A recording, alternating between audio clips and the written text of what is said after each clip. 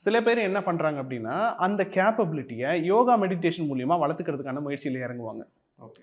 அப்படி இறங்கி சில பேர் வந்து அது கடின உழைப்பால, தொடர்ந்து நீங்க பயிற்சி பண்றது மூலியமா, தொடர்ந்து நீங்க வாசி எடுக்கிறது மூலியமா, அந்த வாசி யோகம்லாம் பிராக்டிஸ் பண்றது மூலியமா, பிராணாயாமம் பிராக்டிஸ் பண்றது மூலியமா, யோகா மெடிடேஷன்ல டீப்பா இருக்க என்ன பண்றாங்கன்னா, அந்த கேப்பபிலிட்டிய அவங்க வளர்த்துக்கிறாங்க. ஓகே. சில பேருக்கு அது ரொம்ப இல்ல, கொஞ்சம்.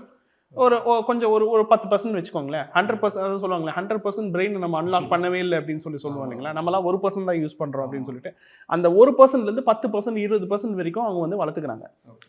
வளர்த்துக்கிறது மூலியமா சில விஷயங்கள சென்ஸ் பண்றாங்க. சில விஷயங்கள் நடக்கிறதுக்கு முன்னாடியே வேணாம் இது சரி கிடையாது. இது நீங்க பண்ணாதீங்க. எனக்கு வந்து நீங்க என்னோட அவங்களுடைய பெர்ஸ்பெக்டிவே வித்தியாசமா இருக்கும். ஓகே.